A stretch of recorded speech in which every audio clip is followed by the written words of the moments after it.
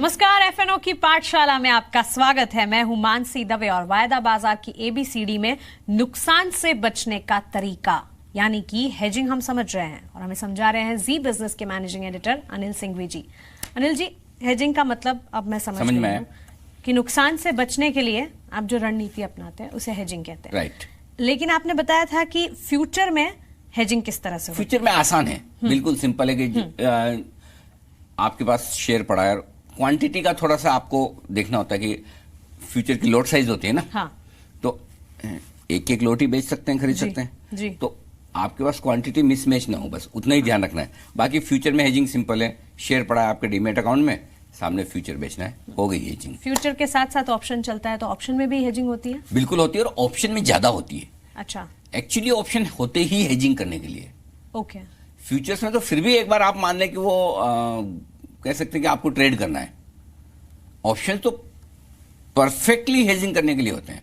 अच्छा। अब वो अलग बात है कि सब करने वाले सब ट्रेड करते हैं, स्पेकुलेशन करते हैं, अंदाजा लगाते हैं, कम पैसे में ज्यादा कमाने का जो एक वो होता है ना, हाँ।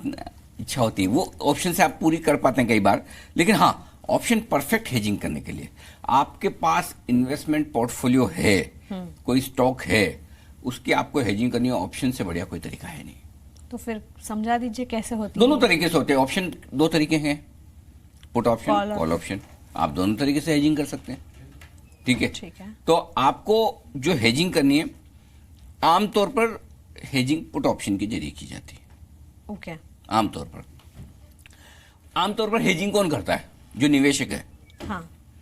भाई मैंने शेयर ले रखे हैं और मुझे डर है कि माफ कीजिएगा, किसी वजह से मेरे शेयर नीचे न चले जाएं। जी। ठीक है, तो मैं हेजिंग करूंगा। जी। हेजिंग करने में मुझे क्या करना है? सिंपल है। अगर मेरे पास कोई शेयर पड़ा है, मसलन रिलायंस, मुझे लगता है शॉर्ट टर्म में वो नीचे जा सकता है, मैं सामने पुट ऑप्शन खरीद लूंगा। ठीक है। ठीक है। पुट ऑप्शन का मतलब, ये खरीदने का मतलब ये होता है कि मंदी की पोजीशन, हाँ। Right to sell, right to sell. जी। बेचने का अधिकार। करेक्ट। कैसे होता है ये?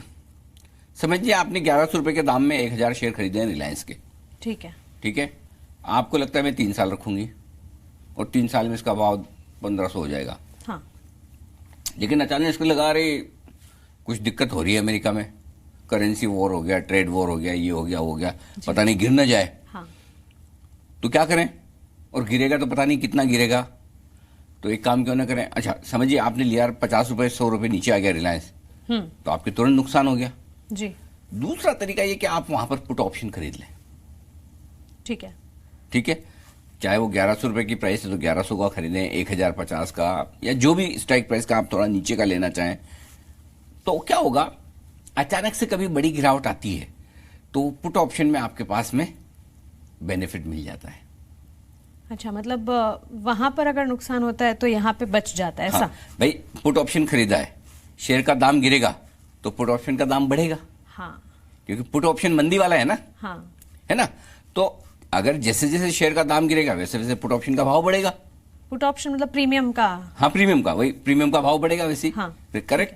तो ऐसे में आपके लिए क्या फायदा होगा कि समझिए आपने 1100 में रिलायंस खरीदा और 1100 रुपए के दाम पर ही, या आप समझिए कि 1050 रुपए की प्राइस का आपने पुट ऑप्शन खरीदा है।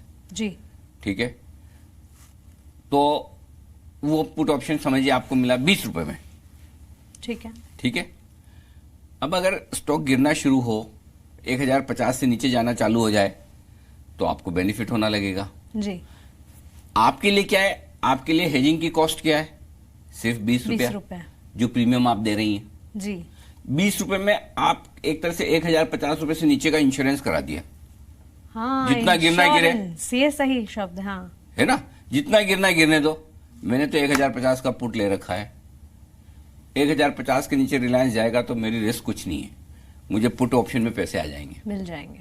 एक और तरीका यह कि अगर आपको हेजिंग ज्यादा करनी है, बिल्कुल भी रिस्क नहीं लेनी है, तो आप एट द मनी का पुट ऑप्शन खरीद लीजिए, जो भाव चल रहा है उसके आसपास का ही।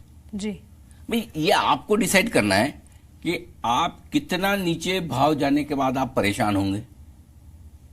भाई मैंने 1100 का रिलायंस लिया हुआ है, मैं 1100 से 10 रुपए गिरते ही मैं थोड़ा हिलने लगूंगा। हाँ हाँ। या नहीं भाई, रिस्क 3 साल उठा के लिए सकते शेयर हैं। खरीदा है, ये तो थोड़ा बहुत तो ऊपर नीचे हो गई। हाँ। करेक्ट। तो गिरना तो 5-50 रुपए तो चलता रहता है। तो मैंने जैसा मैंने बताया कि 1050 का आपने ले लिया पुट ऑप्शन, जी। वो 20 रुपए में मिल जाएगा। आपको लगे नहीं नहीं नहीं, मैं तो आज ही लेना है और अभी लेना है, क्योंकि ये तो इवेंट आजकल में कभी भी हो सकती है जो खराब आ सकती है। तो 1100 दाम चल रहा है, मैं तो 1100 का ही लूंगी।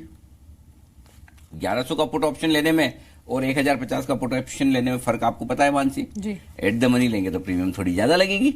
Yes. Correct. Out of the money की प्रीमियम कम लगती है। तो 1050 का 1100 का अगर आप समझ ही ले रही हैं थोड़ी ज्यादा प्रीमियम। तो पता चला कि आपको 40-50 रुपए प्रीमियम देनी पड़ गई।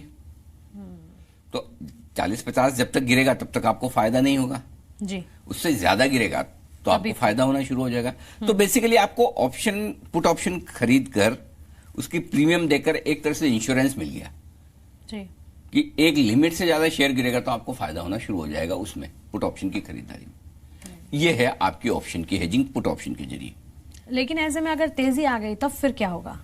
मजे करो। तेजी तो आनी चाहिए भाई, तेजी तो आपको चाहिए ना, इसीलिए तो आपने शेयर खरीद के रखे हैं। जी। और आपको ये भी तो लगता है कि तेजी आएगी। हाँ। नहीं तो शेयर ही बेच दो। हाँ। आप क्या कर रही हैं, मैं मेरे शेयर के हाथ नहीं लगाऊंगी, ये मेरे डीमैट अकाउंट में पड़े पड़े रहने दो। उसे लॉन्ग टर्म के लिए रखने हैं। लेकिन कोई ऐसी घटना हो जाए जिससे मुझे नुकसान हो सकता है, उसके लिए मैं पुट ऑप्शन खरीद रही हूँ। तब फिर मैं तो नुकसान तेजी आ गई तो क्या होगा, हाँ। आपके अकाउंट में शेयर पड़े हैं, हाँ। उसका भाव बढ़ेगा कि नहीं बढ़ेगा? बढ़ेगा ना। हाँ।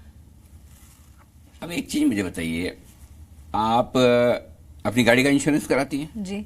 आप अपनी लाइफ का इंश्योरेंस कराती हैं, जी। तो क्या आप ये चाहती हैं कि मैंने गाड़ी का इंश्योरेंस कराया तो मेरी गाड़ी जरूर ठुकनी चाहिए? नहीं। या मैंने लाइफ इंश्योरेंस कराया तो? बिल्कुल नहीं। नहीं ना। सेम इसी तरह से अच्छा।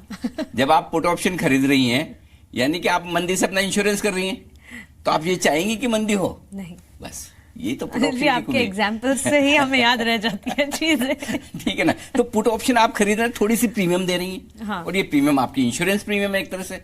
ठीक है। तो अगर भगवान ने चाहा और मार्केट खराब हो गया, स्टॉक गिर गया, तो आपका इंश्योरेंस है एक तरह से, और बढ़ गया तो कोई बात नहीं, 30-40 रुपए आपके जो प्रीमियम के जाने से चले गए, नुकसान तो उतना ही है ना जितने की आपने प्रीमियम दी, उससे ज्यादा नुकसान नहीं। तो आप ये समझ लीजिए मेरे इन्वेस्टमेंट पे 30-40 रुपए का मुनाफा कम हुआ, वो मेरी कॉस्ट थी, मैंने दे दी, बस बात खत्म। ठीक है। तो नुकसान से बचने का तरीका, लेकिन Basically। अपने रिस्क उठाने की क्षमता के हिसाब से इसमें आप हेजिंग कर सकते हैं। आगे चलकर अब हम हेजिंग और स्पेकुलेशन का मतलब समझने वाले हैं, क्योंकि वो बाकी रह गया है। हेजिंग हमने पुट ऑप्शन के जरिए बताई है, कॉल ऑप्शन। कॉल ऑप्शन के जरिए भी हेजिंग होती है, और वो भी तेजी की पोजीशन की। अच्छा। बहुत इंटरेस्टिंग है। जुड़े रहे हमारे साथ, अगली क्लास बिल्कुल ना मिस करें। नमस्कार।